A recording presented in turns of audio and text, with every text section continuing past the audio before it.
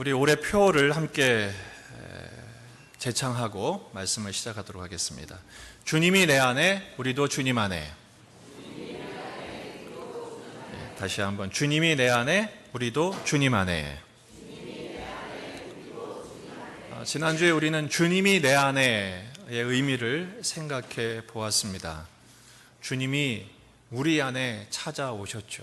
그래서 우리로 하여금 열매 맺도록 우리 예수님은 포도나무가 참 포도나무가 되어주셔서 우리를 열매 맺게 하시고, 우리 성부 하나님은 농부가 되셔서 우리를 열매 맺게 하신다 그랬습니다. 특별히 주님이 우리로 하여금 열매 맺는 가지가 되게 하기 위해서 마른 가지를 불태우는 내용의 의미를 이미 우리는 생각해 봤습니다. 저는 그 말씀을 전하고 나서 딱 떠올랐던 이미지가 뭐냐면 불 가운데로 지나갔던 다니엘의 세 친구, 그렇죠. 믿음을 저버리지 않고 결국 불가마 속에 던져졌지만 세 친구가 그 불가마 속에 있을 때 밖에서 봤을 때 몇 명이었어요? 4명이었어요. 3명이 들어갔지만 밖에서 봤을 때 4명이었어요. 그 네 번째 사람이 누구였을까요? 바로 주님이셨을 것입니다. 여러분, 오늘의 불시련 같은 인생을 살아갈 때 결코 우리는 혼자가 아닙니다. 주님이 우리와 함께 계신 줄 믿습니다. 여러분, 오늘 우리는 주님이 내 안에 계심을 확인함과 동시에 또 한 가지 우리가 명심해야 할, 한 해 동안 우리의 주제로 삼아야 할 내용은 이것입니다. 우리도 주님 안에 거해야 합니다. 주님이 내 안에 거하셨으므로 나도 주님 안에 하는 것이 맞겠지만, 좀 더 우리도 주님 안에 거해야 된다는 의미가 무엇일까? 이것을 좀 생각해 보려는 것입니다. 여러분, 구원은 개인적인 것입니다. 교인이 두 종류의 교인이 있는 거 아십니까? 예배당 교인이 있고 주차장 교인이 있어요. 한 커플을 보면 한 커플인데 둘로 나뉘어요. 남편은 주차장 교인입니다. 태워다 주긴 해요. 근데 부인만 예배당 교인이에요. 부인만 예배당에 들어오고 남편은 주차장에 있다가 그냥 가요. 한번 만난 적이 있어요. 이거 이왕이면 이거 얼마 들어오시라고 했더니 목사님 걱정하지 마시라는 거예요. 우리 와이프가 너무 열심히 교회를 다니기 때문에 나중에 우리 와이프 치맛거리만 딱 잡으면 자기도 자동으로 간다는 거예요. 여러분, 구원은 그런 식으로 되지 않습니다. 묻어가지 않습니다. 누가 대표로 구원받고 나머지 다 따라가는 게 아니라, 구원은 개인적으로, 개별적으로 자신의 신앙을 고백하고 예수 그리스도를 믿음으로 영접했을 때 얻어지는 게 구원입니다. 그런데 구원은 개인적이지만 구원의 삶은 공동체적입니다. 그래서 우리를 교회로 불러 모으신 것입니다.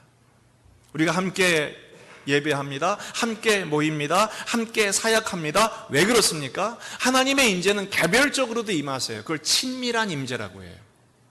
하지만 하나님의 임재는 공동체적으로 임할 때 더욱 강력합니다. 그걸 초월적인 임재라고 하죠. 그래서 개인의 경건의 시간, 혼자 말씀 읽고 기도하고 묵상할 때도 은혜가 크지만 그건 친밀한 은혜이기 때문에요. 나만 느낄 수 있는 은혜지만 함께 모여 예배하여 하나님이 초월적으로 임재하실 때 그 하나님의 임재와 은혜와 감동하심은 개인적인 예배를 드릴 때와는 비교할 수 없는 것이죠. 그래서 우리도 공동체적으로, 교회적으로 주님 안에 거하는 것이 반드시 있어야 합니다. 그래서 주님은 오늘 우리에게 9절 말씀에서 이렇게 강조하십니다. 아버지께서 나를 사랑하신 것 같이 나도 너희를 사랑하였으니 나의 사랑 안에 거하라. 너희도 나의 사랑 안에 거하라. 예수님께서도 아버지의 사랑을 받으신 것처럼 우리도 주님의 사랑 안에 거하기 위하여 공동체적인 예배로, 공동체적인 모임으로, 공동체적인 임재를 구하며 주님 앞에 나아가야 한다라는 것입니다. 그렇다면 어떻게 하는 것이 우리도 주님 안에 거하는 삶이 되는 것일까요? 어떻게 하면 교회가 주님 안에 거한다고 말할 수 있을까요? 우리가 주님 안에 거하는 증거는 바로 이것입니다. 따라합시다. 서로 사랑하라. 서로 사랑하라. 10절과 12절 말씀입니다. 내가 아버지의 계명을 지켜 그의 사랑 안에 거하는 것 같이 너희도 내 계명을 지키면 내 사랑 안에 거하리라. 내 계명은 12절 곧 내가 너희를 사랑한 것 같이 너희도 서로 사랑하라 하는 이것이니라. 결국 뭡니까? 우리가 주님 안에 거하고 있다는 증거, 무엇으로 나타내 보여야 됩니까? 서로 사랑하는 것입니다. 여러분, 성도가 맺어야 할 열매, 교회가 세상을 향하여 보여줘야 할 열매는 무엇일까요? 착한 일, 윤리적인 선행, 어떤 훌륭한 업적들, 물론 그런 것도 있으면 좋겠습니다만 성경에서 이야기하는 열매는 그런 것들이 아닙니다. 성경에서 우리가 맺어야 할 열매, 성경에서 교회가 우리로 하여금 맺으라고 명령하신 사명은 다름 아닌 예수님의 성품이에요. 예수님을 닮고 예수님을 채워 예수님을 보여줘야 됩니다. 왜? 예수님 자체가 뭐예요? 사랑이시기 때문입니다. 주님이 우리에게 보여주신 그 사랑의 실체가 무엇입니까? 빌립보서 2장 5절에서 8절 말씀이에요. 같이 한번 읽어보십시다. 너희 안에 이 마음을 품으라. 곧 그리스도 예수의 마음이니 그는 근본 하나님의 본체시나 하나님과 동등됨을 취할 것으로 여기지 아니하시고 오히려 자기를 비워 종의 형체를 가지사 사람들과 같이 되셨고 사람의 모양으로 나타나사 자기를 낮추시고 죽기까지 복종하셨으니 곧 십자가에 죽으심이라. 세상에선 사랑을 형용사로 표현합니다. 아름다운 사랑, 지고지순한 사랑, 국경 없는 사랑, 뜨거운 사랑, 많은 사랑에 대해서 얘기하자면 형용사예요. 하지만 성경에서 사랑은 동사입니다. 동사 정도가 아니라 결국 성경에서 이야기하는 주님이 보여주신 사랑은 뭐냐? 자기 희생이죠. 이 말씀을 요약하면 세 가지입니다. 첫째, 자기를 비우는 것. 둘째, 자기를 낮추는 것. 셋째, 자기를 죽음의 자리까지 내어주시는 것입니다. 우리는 사랑한다고 할 때 내 것을 나누어 주는 것을 사랑이라고 오해합니다. 그건 사랑이 아닙니다. 그건 그냥 자선이지요. 그런 사랑은 상대를 구걸케 합니다. 동정을 베풀 뿐입니다. 진정한 사랑은 뭡니까? 내가 가진 것을 주는 게 아닙니다. 오히려 자기를 비우는 것입니다. 예수님은 우리를 사랑하실 때 모든 것을 버리셨습니다. 빈 그릇이 되어야 사랑할 수 있기 때문입니다. 심지어는 주님은 자신을 낮추셨습니다. 우리 보고 당신의 자리까지 따라오라고 명령하지 않으시고 오히려 자신을 낮추어 주셨습니다. 때로 인생을 살다 보면 하나님이 우리를 낮추실 때가 있습니다. 우리가 가진 것을 잃게 하실 때도 있고요. 건강을 잃게 하실 때도 있고요. 또 어떤 재난을 당한다든지 예기치 않은 일들로 인해서 우리를 철저하게 낮추실 때가 있습니다. 왜 그럴까요? 사랑의 존재로 완성해 가시기 위함입니다. 왜냐하면 인간이란 존재는요, 사랑에 무능합니다. 사랑하면 할수록 역효과만 일으키는 게 인간입니다.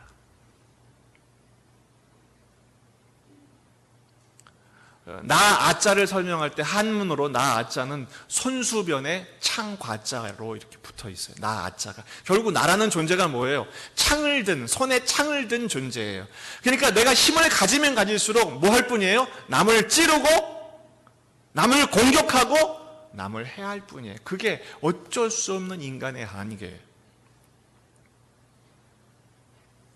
무신론을 자청하는 사람들이 왜 자꾸 절대적인 존재를 부정하고 신이 없다고 말하느냐? 그 이유가 뭐냐면 여러분, 국제 문제 중에 세계의 국제 분쟁 문제 중에서 가장 해결하기 어려운 이슈가 뭔지 아십니까? 왜 자꾸 분쟁이 생기고 사륙을 하고 많은 사람들이 목숨을 잃게 되는 줄 아십니까? 바로 가장 큰 어려운 이슈가 뭐냐면 종교 분쟁이에요. 종교 분쟁. 이건 유엔 사무총장도 해결을 못해요. 여러분, 모든 종교마다 사랑을 이야기합니다. 기독교뿐 아니라 모든 종교가 우리는 사랑한다, 우리는 사랑하고 있다, 사랑하라, 사랑과 평화를 얘기해요. 하지만 그렇게 사랑을 이야기하는 종교들끼리 왜 자꾸 싸웁니까? 싸우는 정도가 아니라 서로 살육하고 종교 분쟁이 결국 뭐예요? 뭐로 가요? 인종 청소로 가지 않습니까? 왜 그렇습니까? 왜곡된 사랑. 자기만 사랑하는, 자기 종교만 사랑하고 자기 민족만 사랑하고 좀 소극적으로 하면 우리 집만 사랑하고 아니 노골적으로 말하면 나만 사랑합니다. 그걸 자기 애라고 말합니다. 그런 식으로 사랑할수록 더 큰 고통과 아픔만 초래할 뿐입니다. 누가 그랬습니까? 욥의 친구들이 그랬습니다. 욥이 설명할 수 없는 큰 재난 앞에서 모든 것을 잃고 아파할 때 세 친구들은 저 먼 곳에서 따라왔습니다. 그리고 일주일 동안 함께 울어주기만 했는데 그리고 나서 한 게 뭡니까? 나머지는 계속 찌르는 거죠. 너 잘못했으니까 회개해라. 네가 죄를 짓지 않으면 어떻게 이런 일이 일어나냐. 하나님 앞에 살펴봐라. 계속해서 정죄하고 비난하고 충고했어요. 사람이 충고하는 이유가 뭔지 아십니까?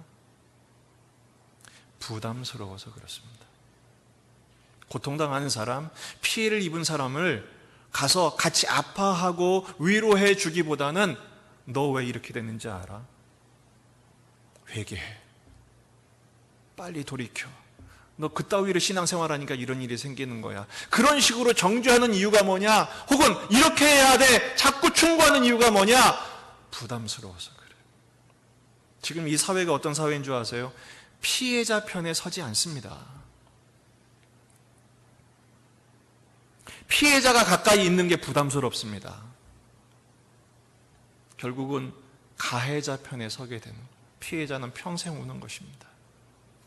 그게 사랑입니까? 제도로 사랑은 완성 안 됩니다. 가진 인간의 본성으로는 사랑할 수 없습니다. 여러분, 그래서 주님이 뭘 보여주신 거예요? 당신이 죽어주신 겁니다. 진짜 사랑은 죽어주는 거다. 여러분, 오늘 우리가 지금 예배를 드리고 있습니다. 이 예배는 하나님을 사랑하여 드린 예배라고 믿습니다. 그러나 이 예배가 어떤 예배가 될까요? 시편 51편에서 주님이 우리에게 교훈하십니다. 하나님이 찾으시는 제사는 상하고 통회하는 심령이라. 하나님은 제사와 제물을 기뻐하지 않으신답니다. 싫어하신답니다. 왜 그렇습니까? 우리 하나님 사랑합니다라고 예배를 드리지만 그것은 사랑으로 드린 예배가 아니라 내 목적을 이루기 위한, 내 만족을 누리기 위한, 내가 은혜 받기 위한 예배일 뿐이지 정말로 나를 깨뜨려서 상하고 통회한 심령이 뭡니까? 깨지고 깨진 마음이거든요. 직역하면 나를 깨뜨려야 된다. 하나님, 이거 가지고는 안 되겠습니다. 나는 죄인입니다. 나는 심각한 문제가 있습니다. 어떻게 해야 될까요? 그걸 고백하면서 엎드려야 되는데 우리는 하나님, 내가 주님 사랑합니다. 그거는 내가 살아서 하는 사랑은 오히려 역효과만 일으킬 뿐이라는 것입니다. 여러분, 우리가 정말 주님 안에, 우리가 공동체적으로 주님 안에 거한다는 것은 과연 무엇을 말할까요? 어떻게 사랑하는 것일까요? 요한복음 13장 34절에서 주님은 우리에게 이렇게 교훈하십니다. 같이 한번 읽어보십시다. 새 계명을 너희에게 주노니 서로 사랑하라. 내가 너희를 사랑한 것 같이 너희도 서로 사랑하라. 너희가 서로 사랑하면 이로써 모든 사람이 너희가 내 제자인 줄 알리라. 옛날의 계명을 유대인들이 안 지킨 게 아닙니다. 열심히 사랑했습니다. 구제했습니다. 자신을 내어주기까지 불같은 사랑으로 했지만 결국 그게 뭡니까? 그 자기들의 율법 준수, 자기 사랑은 결국 뭐예요? 남을 정죄하고 남을 비난해야 자기가 옳아지는 자기의의 사랑이었어요. 주님은 어떻게 하십니까? 새 계명을 너희에게 준다. 새 계명. 그게 뭡니까? 내가 너희를 사랑한 것 같이 너희도 사랑하라. 그런데 너희도 서로 사랑하라는 말씀은 사실은 구약에서도 이미 율법에서 주셨어요. 하나님을 사랑하라, 이웃을 사랑하라. 그런데 예수님이 새 계명이라고 하신 이유가 뭘까? 같은 계명인데 구약에서도 하나님 사랑, 이웃 사랑, 신약에서도 예수님께서 내가 새 계명을 준다. 근데 결국 하나님 사랑, 이웃 사랑인 거예요. 다를 바가 뭡니까? 같은 문장인데 여기서 우리는 가장 큰 차이를 찾아내셔야 됩니다. 요한복음 13장 34절은 누구에게 하신 말씀일까요? 제자들에게 하신 말씀입니다. 그런데 제자들은 제자들인데 여기 빠진 사람이 있습니다. 이 얘기를 못 들은 사람이 있습니다. 누구냐? 가룟 유다는 이 말씀을 못 들었습니다. 왜요? 31절에 그가 나간 직후에 예수님께서 의도적으로 유다를 빼놓고 다른 제자들에게만 말씀하십니다. 이게 무슨 뜻일까요? 여기서 우리는 중요한 교훈을 발견해야 됩니다. 사랑은 행위가 아닙니다. 사랑은 소속입니다. 한번 따라해 봅시다. 사랑은 행위가 아니라 소속이다. 그렇습니다. 사랑은 내가 어떤 사랑하는 행동을 한다고 해서 사랑하는 게 아니에요. 누구에게 붙어 있느냐가 그 사람이 사랑하는지 사랑하지 않는지를 구분하는 가장 중요한 기준이 된다는 거예요. 가룟 유다도 사랑하는 마음이 있었습니다. 마리아가 옥합을 깨뜨렸을 때 하나님을 사랑하는 마음으로, 불쌍한 사람들을 사랑하는 마음으로 욕했습니다. 그 아까운 것을 허비하냐고 야단쳤습니다. 그것도 사실 사랑 때문에 한 말입니다. 하지만 그건 사랑이 아닌 거죠. 왜 그렇습니까? 예수께 붙어 있지 않았기 때문입니다. 그 마음속에 이미 예수를 팔 마음이 들어간 겁니다.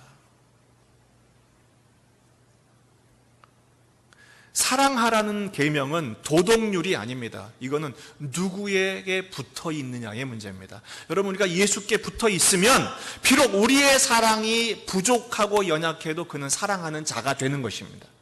하지만 예수께 붙어 있지 않으면 전 재산을 내놓는 구제를 한다 할지라도 그것은 사랑하는 게 아니랍니다. 자기 의에 불과하다는 것입니다. 그래서 사랑하라는 명령은 실천적인 명령이 아니라 선언적인 명령입니다. 너희는 사랑하는 존재가 되었다라는 것이죠. 여러분, 우리가 예수님을 믿음으로 말미암아 의롭다함을 얻었을 때 이 의롭다 하는 선언은 우리가 실제로 의로워서 의롭다 하신 겁니까? 의롭게 만들어 주셔서 의로운 겁니까? 의롭게 만들어 주신 것이죠. 이건 선언적인 것입니다. 법정적인 것입니다. 그래서 우리가 살아가면서 의로운 존재가 되기 위해서 이 과정을 겪어내는 거예요. 모든 십자가의 과정. 지난주에 생각한 것처럼 주님 안에서, 주님이 내 안에서 불시험을 통과하게 하시는 모든 과정을 온몸으로 겪어냄으로써 우리를 의로운 존재, 의롭다 한 그 다음을 채워가는 길을 걸어가는 것이죠. 마찬가지입니다. 우리가 주님 안에 거한다는 것, 주님 안에 거한다는 것은 계명을 지키는 것인데 그 계명은 서로 사랑하는 것인데 우리가 서로 사랑할 때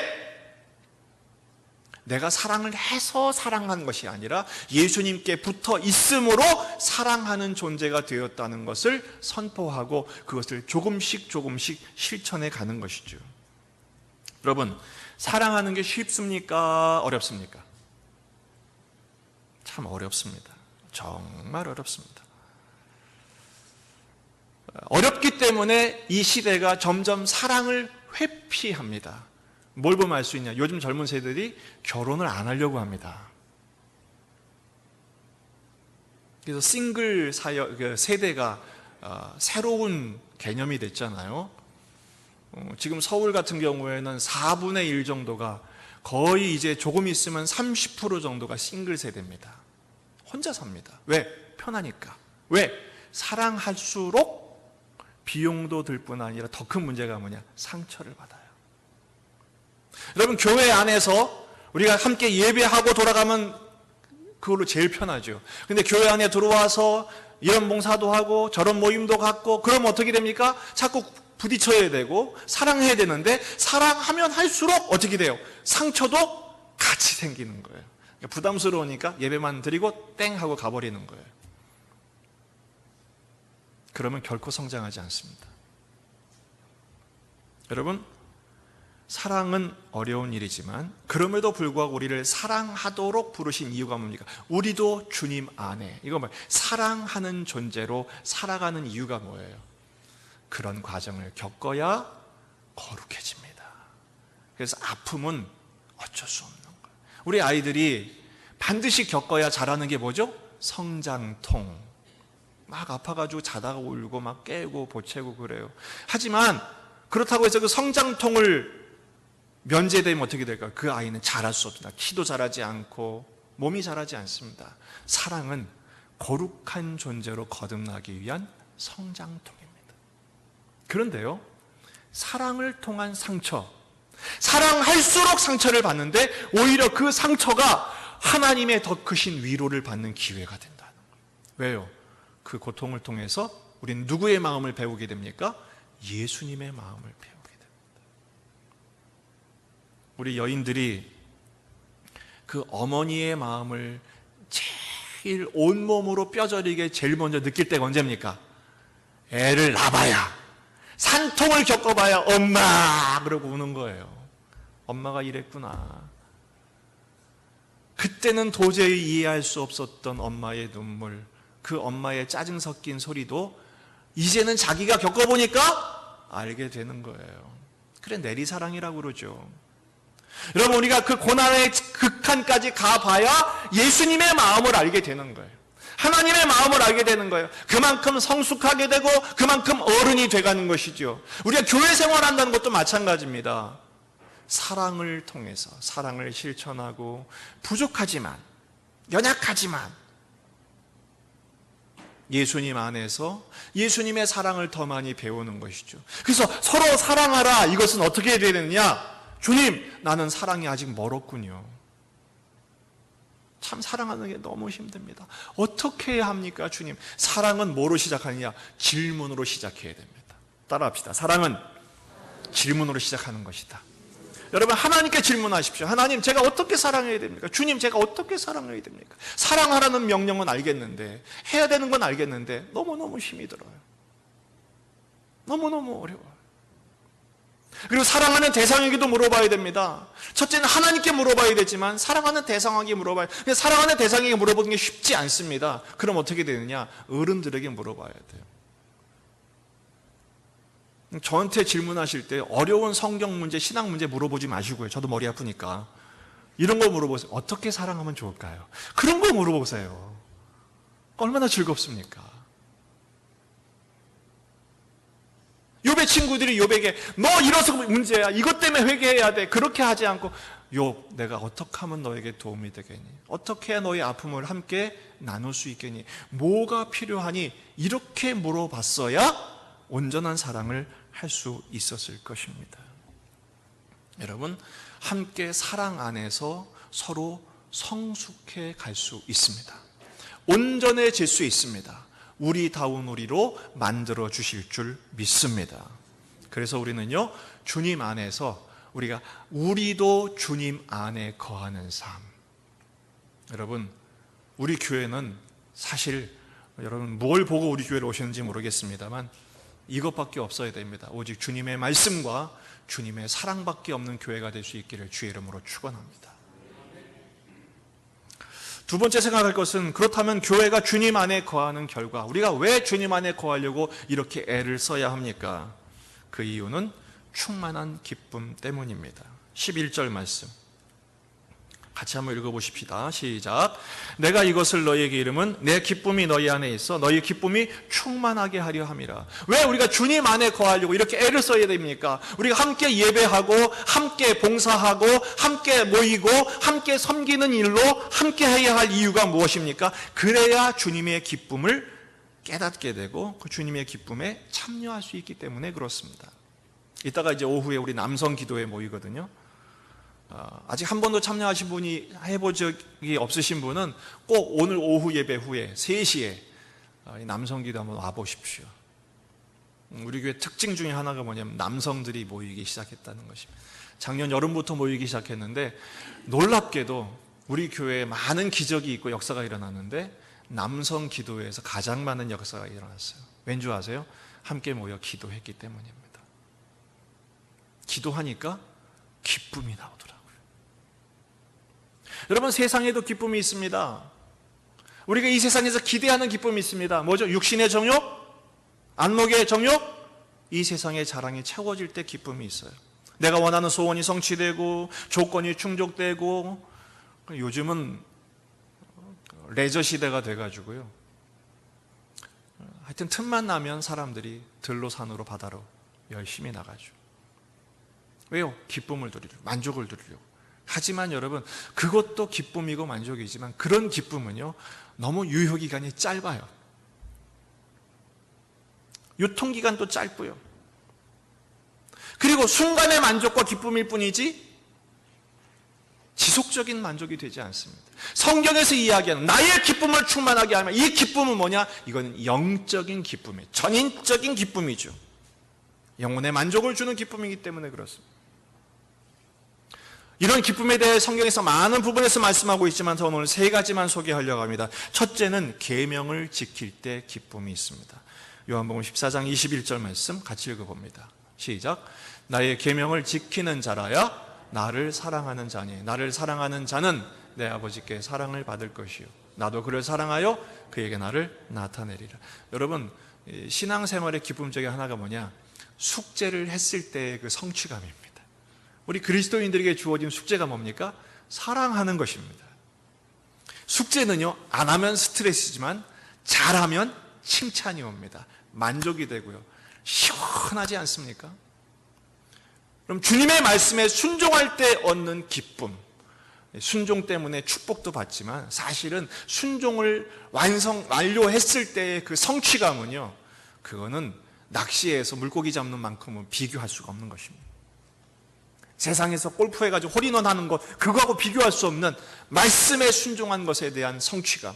여러분이 기쁨이 우리 안에 날마다 많아지시기를 주의 이름으로 축원합니다. 두 번째는 주님과의 사랑을 나눌 때 기쁨이 있습니다. 시편 16편 8절 9절 말씀 같이 한번 읽어보십시다. 내가 여호와를 항상 내 앞에 모시며 그가 나의 오른쪽에 계심으로 내가 흔들리지 아니하리로다. 이러므로 나의 마음이 기쁘고 나의 영도 즐거워하며 내 육체도 안전히 살리니. 여러분, 사람이 사는 기쁨 가운데 가장 큰 기쁨이 뭐냐? 주군을 모시는 기쁨이에요. 여기서 여호와를 항상 내 앞에 모신다는 건 뭐예요? 군신관계거든요. 여러분 생각해 보세요. 요즘은 뭐 왕과 통치자가 그렇게 존경의 대상이 아니지만 옛날엔 절대적인 존재였거든요. 그 왕, 정말 존경하고 사랑하는 왕, 능력 있는 왕을 정말 내가 내 앞에 그 바로 면전에서 왕을 섬기게, 이것보다 더 큰 기쁨은 없는 것이죠. 더군다나 우리의 왕이신 하나님을 내 앞에 모시게 됐다는 것은 특권 중에 특권인 것입니다. 근데 놀라운 사실은 내 왕을 내 앞에 모셨는데 그 왕은 그가 어디 계시다고요? 내 오른쪽에 계시대요. 그게 뭐예요? 나는 왕으로 섬겼는데 우리 왕이신 하나님이 야, 그러지 말고 나랑 친구하자. 내 옆에 오셔서 내 손을 딱 잡으시는 거예요. 왕하고 친구 먹은 사람 있어 보면 나와보라 그래요. 그게 다윗이었고 그 다윗의 하나님이 나의 하나님이 되실 줄 믿습니다. 우리는 어떤 존재예요? 왕하고 친구 먹은 존재예요. 옆에 분에게 이렇게 말씀하십시오. 몰라봬서 죄송합니다. 그러니까 다윗이 뭐라고 고백합니까? 이러므로 내 마음이 기쁘고 나의 영도 즐거우며 내 육체도 안전하다 그래요. 이때 이 시인이 되게 아팠거든요. 큰 죽을 질병에 걸려서 신음하고 있었을 때, 그럼에도 불구하고 하나님을 모셨을 때 하나님의 친구 삼아 주셔서 충만한 기쁨, 영원한 즐거움으로 그를 채워주셨어요. 사람하고도 사랑을 하면 그렇게 행복한데 하나님과 사랑하는 기쁨은 세상이 뺏을 수 없는 영원한 기쁨인 줄 믿습니다. 세 번째가 뭐냐면 성도의 사랑입니다. 요한일서 1장 3절 4절 말씀입니다. 같이 읽습니다. 우리가 보고 들은 바를 너희에게도 전함은 너희로 우리와 사귐이 있게 하려 함이니 우리의 사귐은 아버지와 그의 아들 예수 그리스도와 더불어 누림이라. 우리가 이것을 쓰면 우리 기쁨이 충만하게 하려 함이라. 여러분, 하나님과 사랑할 뿐 아니라 그 하나님의 사랑으로 함께 서로 사랑할 때, 가족끼리도 사랑할 뿐 아니라 교회 안에, 영적인 가족 안에 서로 사랑할 때, 그 주님과의 사귐이 우리 안에 계속 이어질 때 그 기쁨은 말할 수 없다는 것이죠. 이 하나님의 놀라운 사랑의 축복, 영원한 기쁨, 우리가 주님 안에 거할 때 공동체적인 기쁨으로 충만한 하나님의 백성들이 되시기를 주의 이름으로 축원합니다. 주님이 우리를 사랑하실 때 우리에게 주어진 새로운 신분에 대해서 마지막 묵상하고 마치도록 하겠습니다. 13절에서 15절 말씀 같이 한번 읽어보십시다. 시작. 사람이 친구를 위하여 자기 목숨을 버리면 이보다 더 큰 사랑이 없나니 너희는 내가 명하는 대로 행하면 곧 나의 친구라. 이제부터는 너희를 종이라 하지 아니하리니 종은 주인이 하는 것을 알지 못함이라. 너희를 뭐라고요? 친구라 하였노니 내가 내 아버지께 들은 것을 다 너희에게 알게 하였음이라. 친구끼리는 비밀이 없어요. 그렇죠? 친구끼리는 계산도 하지 않습니다. 우리 친구 아이가 이러면 그냥 퉁치는 거예요. 그렇지 않습니까? 근데 이 세상의 친구는 그렇게 오래가지 못하는 것 같습니다. 가만히 생각해 보면 진정한 친구는 어렸을 때만 친구인 것 같아요. 왜요? 계산하지 않으니까요. 정말 우리에게 다윗과 요나단 같은 친구 사이만 주어질 수 있다면 그 사람은 성공적인 인생을 살았을 거라고 생각이 듭니다. 여러분의 친구는 어떤 친구입니까? 술 친구? 개 친구? 도박 친구? 어떤 친구입니까? 그런 친구들은 오히려 우리를 더 공허하게 합니다. 성경에서는 우리에게 영원한 친구가 있다고 이야기합니다. 그 친구의 이름은 임마누엘입니다. 우리 영원한 친구가 되셔서 볼지어다 세상 끝날까지 내가 너희와 같이 있을 거야. 절대 배신 때리지 않을 거야. 어떻게 해요?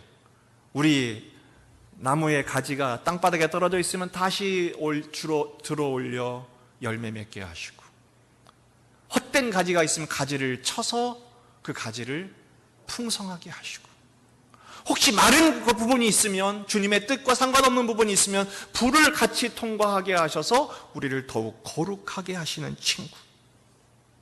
그런데요, 그런 친구가 계신 곳에는 항상 친구들의 모임이 있다는 것이죠. 성경에 보면 그 친구들의 모임이 가장 어려운 시대를 지날 때마다 더 빛났다는 사실을 아십니까? 바로 다윗의 아둘람 공동체, 초대교회의 예루살렘 공동체. 그들은 박해를 받는 형편에 놓여 있었지만 자기 것을 자기 것이라 하지 않고 오히려 자기 모든 소유를 내놓고 서로 나누어 쓰는 그런 공동체. 그 이후에 카타콤 공동체. 그들은 들에서 굴에서 온갖 핍박과 생사를 넘나드는 고통 속에 있었음에도 불구하고 함께 사랑하고 나누고 서로 사랑해서 오히려 그 어려운 시대를 함께 견뎌냈던 것이죠. 그들의 목적은 무엇이었을까요? 딱 하나밖에 없습니다. 사랑과 명예도 이거 아니라 뭐예요?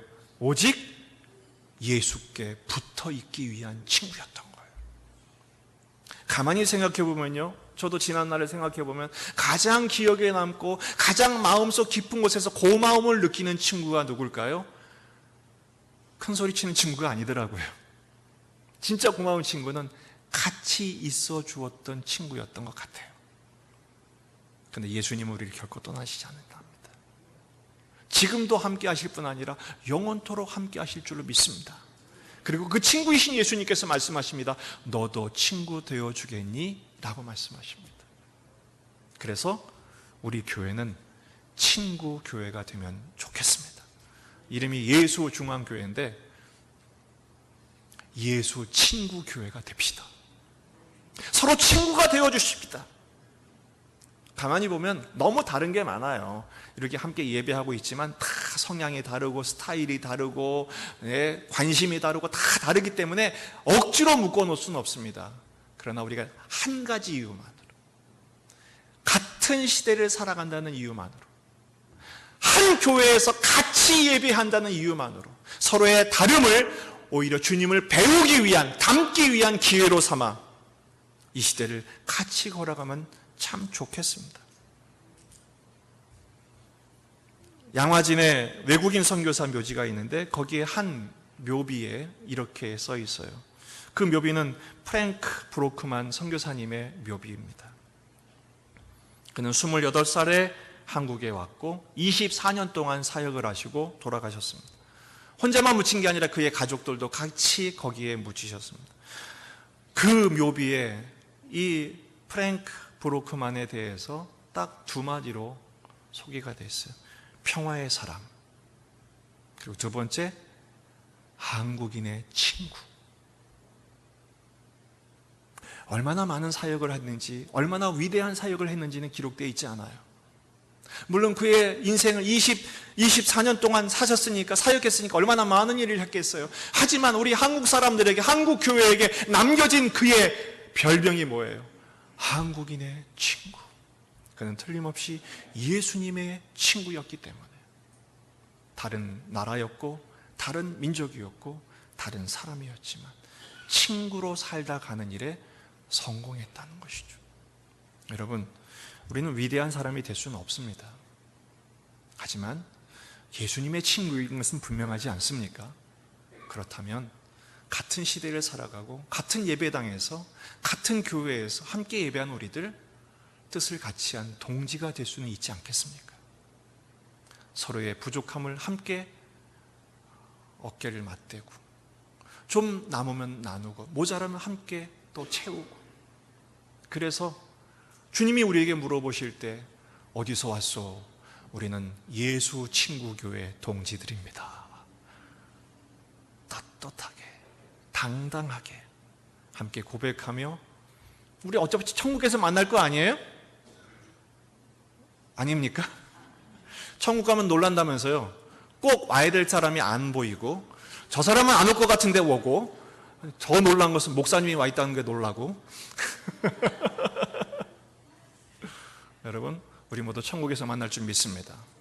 그때 우리가 왜 그랬을까 후회하지 말고, 그때 우리 참 좋았어, 참 힘들었지만 우리 그때 참 좋았어, 이렇게 고백할 수 있는 우리 친구들이 되시기를 주의 이름으로 축원합니다. 기도하시겠습니다.